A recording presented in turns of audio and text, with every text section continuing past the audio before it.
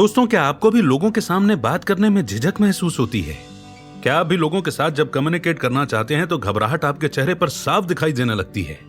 या कभी ऐसा भी हुआ है कि आप कहना तो बहुत कुछ चाहते हैं लेकिन सही मौके पर जुबान आपका साथ नहीं देती? जरा सोचिए, लोगों को संबोधित करना या उनसे बातें करना क्या इतना मुश्किल काम है? निश्चित तौर पर इसका जवाब ना है, क्योंकि हम सभी जानते हैं कि मनुष्य एक सामाजिक प्राणी है और इस समाज में रहते हुए हम अपने विचारों का आदान प्रदान अपनी बातों के जरिए ही करते हैं। लेकिन जब बात पब्लिक स्पीकिंग की आती है तो बहुत सारे लोग ऐसे हैं जो इसमें असहज महसूस करते हैं और अपनी मंजिल को पाने की दौड़ में एक छोटी सी कमजोरी की वजह से पीछे रह जाते हैं। तो आज हम आपके लिए इन सभी परेशानियों का हल लेकर आए हैं डेल कार्नेगी द्वारा लिखित एक बहुत ही बेहतरीन किताब the art of public speaking की शॉर्ट ऑडियो समरी में, जिसमें इस किताब में विस्तार से कही गई बातों को 10 छोटे भागों में बड़े ही सरल और रोचक भाषा में प्रस्तुत किया गया है। इस समरी को सुनने के बाद आप इस खास कला को जरूर सीख लेंगे और दुनिया की भीड़ में अपनी एक अलग जगह बना पाएंगे। फिर चाहे आम जिंदगी में किसी एक व्यक्ति से सामान्य बात करनी हो या हजारों लोगों के बीच में भाषण देना हो, आपके शब्दों के जादू से सभी मोहित हो जाएंगे और जल्द ही आप एक प्रसिद्ध वक्ता के रूप में जाने जाएंगे। तो सुनते हैं पब्लिक स्पीकिंग में महारत हासिल करने के 10 आसान तरीके। पब्लिक स्पीकिंग सीखने के लिए 10 जरूरी बातें। पॉइंट 1, दर्शकों के सामने भरोसा हासिल करना। वक्ताओं के साथ सबसे बड़ी परेशानी यह है कि वो दर्शकों के सामने खाली दिमाग के साथ पहुंच जाते हैं। बोलते समय उनके दिमाग में अक्सर ऐसे विचार आते हैं कि क्या मैं सही बोल रहा हूं, मैं कैसा दिख रहा हूं, और इस तरह के सवाल उनके मन में चलते रहते हैं, जिसका बुरा असर उनके आत्मविश्वास पर पड़ता है और वो अपना भाषण सही तरीके से नहीं दे पाते हैं। यहाँ विषय की संपूर्ण जानकारी होना पर्याप्त तैयारी नहीं माना जा सकता। आत्मविश्वास हासिल करने के लिए विषय विशेष पर पकड़ मजबूत होनी चाहिए। बिना तैयारी या विषय के बारे में जानकारी के साथ दर्शकों के सामने पहुंचने पर वक्ता परेशान दिखाई पड़ता है। उन्हें भाषण देने के पहले के विचार और उस विचार को पेश करने का सही तरीका पहले ही तय कर लेना चाहिए।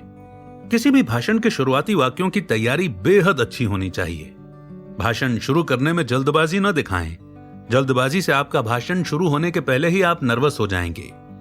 भाषण शुरू करने के पहले एक लंबी सांस भरें, मन को शांत करें और आम बातचीत के लहजे में शुरुआत करें, जैसे कि आप अपने सबसे अच्छे दोस्त से बात कर रहे हों। हकीकत में यह तरीका एक सुखद डुबकी लगाने के जैसा है, जिसे लगाने के बाद आप महसूस करेंगे कि पानी ठंडा और शीतल है। सच तो यह है कि इस तरीके को कई बार अपनाने के बाद ऐसे मौकों पर आप खुद ही इस मौके को एंजॉय करने लगेंगे और आपको लगेगा कि यह सच में ठंडे पानी में एक डुबकी लगाने के जैसा ही है। जाहिर बात है, बड़े से बड़े वक्ता भी पब्लिक के सामने जाने से पहले नर्वस तो जरूर होते होंगे, लेकिन वो उस घबराहट को दिखाते नहीं बल्कि उस पर काबू कर लेते हैं। इसलिए अपने अंदर होने वाली घबराहट पर काबू रखें और हिम्मत से दर्शकों का सामना करें।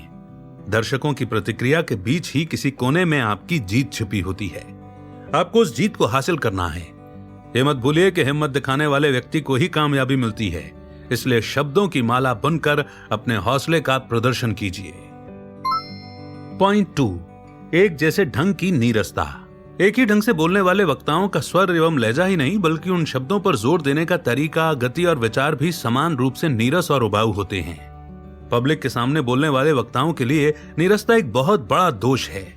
एक अच्छे वक्ता को हमेशा एक जैसे बोलने की एकरसता पर जीत हासिल करने की कोशिश करनी चाहिए। जैसे जब आप एक जैसे कपड़े पहनते पहनते बोर हो जाते हैं तो आप अपने कलेक्शन में कुछ नए कपड़े खरीद लाते हैं।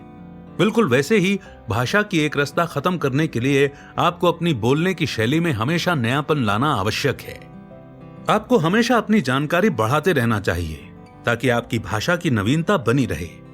नेपोलियन बोनापार्ट ने कहा था कि अपने सिद्धांतों को ठीक रखिए, बाकी सब विस्तृत वर्णन है। इसीलिए सार्वजनिक तौर पर बोलने की कला में निपुण होने के लिए सत्य, जोर, भावना और जीवन से जुड़े अहम सिद्धांतों को अपनाना बहुत जरूरी होता है। बाकी सभी नियमों को भले ही नजरअंदाज किया जाए, लेकिन इस सिद्धांत को याद रखना बेहद जरूरी है। पॉइंट 3, प्रभाव की वशीभूतता द्वारा कुशलता। एक वक्ता को अपनी आवाज के तालमेल के जरिए तुलनात्मक शब्दों पर समान बल देना चाहिए। यदि आप कहें कि मेरे घोड़े का रंग काला नहीं है, तो आपके जहन में सबसे पहला रंग कौन सा आएगा? स्वाभाविक रूप से सफेद, क्योंकि काले रंग का विपरीत रंग सफेद होता है। यदि हम कहते हैं कि मेरे घोड़े का रंग काला नहीं है, तो स्वाभाविक रूप से घोड़े से ज्यादा महत्व रंग का हो जाता है। यदि आप कहें कि मेरा घोड़ा सफेद है, तो सीधे तौर पर जवाब हां होगा। हमारे द्वारा बोले गए लगभग सभी शब्दों में कुछ शब्द ऐसे होते हैं जो महत्वपूर्ण विचारों को प्रकट करते हैं। यानी कि ऐसे शब्दों को विशेष महत्व देने की जरूरत होती है। इसी प्रकार यदि वक्ता अपने भाषण के जरिए दर्शकों का ध्यान आकर्षित करने में कामयाब होता है तो इसे वरदान से कम नहीं माना जा सकता। यहाँ ये ध्यान में रखना चाहिए कि भाषण के दौरान जोर देने के नियम बंधे बंधाए नियम पर नहीं चलते। असल में भाषण किस शब्द, वाक्य और भाव पर जोर दिया जाए यह वक्ता की अपनी शैली पर निर्भर करता है। पॉइंट 4, स्वर बदलने की कुशलता। जैसा कि हम सभी जानते हैं कि हमारे कंठ के अलग अलग उच्चारणों से अलग अलग आवाज निकलती है, इसलिए भाषण के दौरान न केवल इसका उपयोग एक जैसे उच्चारण के लिए बल्कि चिल्लाहट, एक अक्षर ओह, उफ जैसे भाव, शब्द और एक ही स्वर में बोले जाने वाले वाक्यों के लिए भी किया जाता है। एक सफल वक्ता लगातार उपयोग में आने वाले शब्दों को अपने स्वर से उच्चारण करके उसे बेहतर तरीके से प्रस्तुत करता है। किसी वक्ता के विचार में बदलाव के साथ उसके स्वर में भी बदलाव करने की जरूरत होती है। चाहे वक्ता इस सिद्धांत का किसी भी स्थिति में प्रयोग करे, लेकिन उन्हें इस नियम का उल्लंघन नहीं करना चाहिए। भाषण देने की कला में निपुणता हासिल करने के लिए किसी भी वक्ता को प्राकृतिक नियमों को जरूर समझना चाहिए। आप ध्यान से सुनिए कि चिड़िया कैसे चहचहाती है। चिड़िया के कंठ से बहुत प्यारे स्वर निकलते हैं। कुछ चिड़ियाएं बेहद सुरीली होती हैं, लेकिन स्वर में उतार चढ़ाव न के बराबर होता है, जबकि कैनरी, लार्क और बुलबुल जैसी चिड़ियाओं के स्वर में उतार चढ़ाव की विशेषता होती है। इस उदाहरण से आप स्वरों में बदलाव की आवश्यकता को खुद ही महसूस कर सकते हैं। लिहाजा इस सिद्धांत को जल्द से जल्द सीखने की कोशिश करें। रोजमर्रा की बातचीत में व्यक्ति पहले विचार करता है, फिर उस विचार को व्यक्त करने के लिए शब्दों का ताना बाना बुनता है, जबकि पहले से तैयार किए गए भाषण में वक्ता शब्दों का सही क्रम तैयार रखता है। पॉइंट 5, गति में बदलाव की कुशलता। लैटिन भाषा का एक शब्द है टेम्पो, जिसका अर्थ है गति में बदलाव। इसे गति बदलने में लगने वाले समय के आधार पर मापा जाता है। मंच पर प्रभावी पेशकश के लिए टेम्पो की भूमिका बेहद जरूरी होती है। अधिकतर वक्ता पूरे भाषण को एक ही स्वर और लहजे में प्रस्तुत करता है, तो इसका मतलब यह हुआ कि वक्ता ने भाषण को एक ही स्पीड में बोल दिया है। उदाहरण के लिए बेसबॉल को फेंकने वाले खिलाड़ी, क्रिकेट में गेंद और टेनिस में सर्विस करने वाला खिलाड़ी सभी गति में बदलाव की इंपॉर्टेंस को बखूबी समझते हैं। जिस प्रकार गेंद फेंकते समय टेम्पो में बदलाव किया जाता है, इसी प्रकार वक्ता को भी टेम्पो में बदलाव के महत्व को समझना चाहिए। जाहिर है, स्वाभाविकता के साथ टेम्पो में बदलाव भाषण को और भी अधिक आकर्षक बना देता है। इसीलिए किसी भी वक्ता की इस हुनर पर पकड़ मजबूत होनी चाहिए। मंच पर प्रस्तुति का ये वो आदर्श है जिसे हासिल करने की भरपूर कोशिश की जाती है।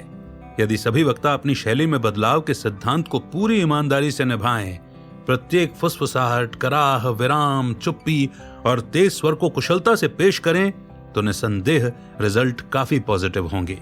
और अगर भाषण के दौरान नेचुरल तरीके का तड़का लगा दिया जाए, तो भाषा शैली बहुत ही खूबसूरती से निखर कर सामने आएगी और श्रोताओं पर इसका बहुत ही पॉजिटिव असर पड़ेगा। पॉइंट 6, विराम एवं ऊर्जा। भाषण के दौरान विराम यानी कि पॉज का उपयोग अपनी बात को प्रभावशाली बनाने के लिए किया जाता है। जब कोई व्यक्ति कहता है कि ये मेरे लिए अथाह सम्मान की बात है कि मुझे आप लोगों के सामने कुछ कहने का मौका मिला, मैं विश्वास के साथ कह सकता हूं कि तो दरअसल ये पॉज नहीं है, बल्कि ये हकलाना है। हालांकि एक वक्ता हकलाने के बावजूद भी प्रभावी वक्ता हो सकता है, लेकिन बार बार अटकने से प्रभाव नहीं जमाया जा सकता, बल्कि इसका नेगेटिव असर ही होगा। इसके अलावा एक प्रभावशाली वक्ता के लिए संतुलित वाक्य या मुहावरे की शुरुआत या अंत में पॉज लेना जरूरी होता है। कोई वक्ता इस सिद्धांत को नजरअंदाज करने की भूल नहीं करता, क्योंकि ये वो महत्वपूर्ण सिद्धांत है जिसका इस्तेमाल लगभग सभी महान वक्ता करते हैं। इसलिए इस सिद्धांत का लगातार अभ्यास करते रहना चाहिए। इस प्रकार यहां एकाग्रता की इंपॉर्टेंस का बोध होता है। एकाग्रता के बिना पॉज के सही उद्देश्य को दिखाया नहीं जा सकता है। प्रभावशाली पॉज यूज करने की कला के द्वारा इन 4 परिणामों को हासिल किया जा सकता है। 1, निर्णय करने के पहले वक्ता को अपनी संपूर्ण शक्तियों को इकट्ठा करने का मौका प्रदान करता है। 2, पॉज का अंतर मैसेज के महत्व को स्पष्ट करता है। 3, पॉज से सुनने वाले की जिज्ञासा बनी रहती है। 4, सही जगह पर पॉज का इस्तेमाल करने से वक्ता के महान विचार और भी अधिक प्रभावशाली हो जाते हैं। यहाँ आप ये महसूस कर सकते हैं कि आम बातचीत करते वक्त हमारे जहन में शब्दों और मुहावरों का ताना बाना बनने लगता है और हम सही शब्द या मुहावरा चुनने के लिए हल्का सा रुक जाते हैं। इसी प्रकार भाषण के दौरान सांस लेने के लिए रुकें और पूरी सांस भरने के बाद ही दोबारा बोलना शुरू करें। जल्दबाजी से भाषण का प्रभाव कम हो सकता है। पॉइंट 7, सुर बदलने की काबिलियत। इसके अंतर्गत लेखक ने बातचीत के दौरान सुर बदलने के सिद्धांत को महत्व दिया है और बड़े भावनात्मक तरीके से इस विशेषता को पेश किया है। यहाँ यह पता लगता है कि शब्दों के मुकाबले सुर में उतार चढ़ाव से कही गई बात के भाव को ज्यादा स्पष्ट किया जा सकता है। सुर में उतार चढ़ाव की मामूली प्रतिभा से भाषा का प्रेजेंटेशन कई गुना अधिक बढ़ जाता है और सुर के इस उतार चढ़ाव की इस कला को विभक्ति कहते हैं। असल में शब्द बिखरी हुई ईंटों के समान होते हैं, लेकिन सुर बदलने की कला के द्वारा इन ईंट समान शब्दों से रास्ता, गोदाम या मंदिर तैयार किया जा सकता है। सुर बदलने की कला शब्दों को एक नया अर्थ प्रदान कर सकती है। इसी आधार पर एक पुरानी कहावत की रचना की गई है कि क्या कहा गया है यह महत्वपूर्ण नहीं है, कैसे कहा गया है यह महत्वपूर्ण है। इस बात को अच्छी तरह से समझ लेना चाहिए कि सुर में बदलाव की प्रक्रिया बेहद अप्रत्याशित होती है। एक एक शब्द के बीच में बेहद महीन बदलाव, भाषण के दौरान सुर में तेजी और बेहद धीमे बदलाव से इस कला को प्रदर्शित किया जा सकता है। पॉइंट 8, भाषण शैली में एकाग्रता। मनोवैज्ञानिकों के मुताबिक दिमाग एक ही समय में दो विचारों के विषय में नहीं सोच सकता। अधिकतर वक्ता एक विचार व्यक्त करते समय अगले विचार को सोचने की बहुत आम लेकिन बहुत बड़ी गलती करते हैं और इस तरह वक्ता की एकाग्रता भंग हो जाती है। परिणाम स्वरूप किसी वाक्य की शुरुआत तो बेहद प्रभावशाली होती है, लेकिन अंत बेहद फीका हो जाता है। इसीलिए पहले से तैयार किए गए लिखित भाषण में ध्यान रखा जाता है कि वाक्य के अंत में ही बल देने योग्य शब्दों का प्रयोग किया जाए ताकि भाषण का सुनने वालों पर अच्छा प्रभाव पड़े। यहाँ ध्यान केंद्रित करने के तरीकों पर फोकस करना चाहिए और आत्मशक्ति से संबंधित अध्याय को ध्यान से पढ़ना चाहिए। कोशिश और अभ्यास के द्वारा इच्छा शक्ति को विकसित करना चाहिए। इस तरह निश्चित रूप से सफलता हासिल होगी। पॉइंट 9, बल। किसी वक्ता के लिए मानसिक शक्ति और शारीरिक बल के बीच के अंतर को समझना बहुत जरूरी है। साथ ही इसके वास्तविक गुण को भी गंभीरता से समझना चाहिए। उदाहरण के तौर पर तेज आवाज में बोलना शक्ति का प्रतीक नहीं होता, बल्कि ऊंचा बोलने को अक्सर चिल्लाना माना जाता है। लेकिन सिर्फ गरजने से भाषण को प्रभावशाली नहीं बनाया जा सकता। हालांकि कुछ ऐसे पल जरूर होते हैं जब भाषण के किसी हिस्से को तेज आवाज के जरिए बहुत प्रभावशाली बनाया जा सकता है। आप अपनी इच्छा शक्ति के द्वारा मानसिक बल प्राप्त कर सकते हैं और अपनी इच्छा शक्ति के द्वारा भाषण की निपुणता में पारंगत भी हो सकते हैं। यहाँ शब्दों का सटीक चयन, वाक्यों का सिलसिलेवार ढंग से प्रयोग और सही संदर्भ में बल का प्रयोग आपके भाषण को निश्चित तौर पर प्रभावशाली बनाएगा। पॉइंट 10, भावना एवं जोश। चाहे हम कोई भी काम करें, यदि उसमें भावना और जोश की कमी है तो वो कार्य कभी भी अपना मनचाहा फल प्राप्त नहीं करेगा। इंसान एक भावनात्मक प्राणी है, इसलिए एक प्रभावशाली वक्ता बनने के लिए उसमें अपने विषय के अनुसार भावनाओं का होना बेहद जरूरी है। किसी श्रेष्ठ वक्ता ने कहा है, दिखावटी उत्साह, गंभीर भाव और व्याख्यान में निपुण रोचकता की केवल कल्पना की जा सकती है। इसे पूर्ण रूप से हासिल नहीं किया जा सकता। यह जमीन से निकलने वाले फव्वारे के समान है, पहाड़ों के मुख से निकलने वाले लावे के समान है जो केवल प्राकृतिक शक्ति से ही बाहर निकलते हैं। वास्तव में भावना और जोश बाजार से खरीदने की वस्तु नहीं है। इसका निर्माण और विकास स्वतः हमारे अंदर ही होता है। इसलिए अपने विषय और भाषण के प्रति हमारा मन और दिल से लगाव होना बहुत जरूरी है। तभी किसी वक्ता के भाषण का श्रोताओं पर प्रभावशाली असर पड़ता है। तो ये थी वो 10 बातें जिनका अगर आप अपने जीवन में प्रयोग करते हैं तो आपको पहले दिन से ही बदलाव दिखने लगेंगे। जैसे जैसे आप इन्हें प्रैक्टिस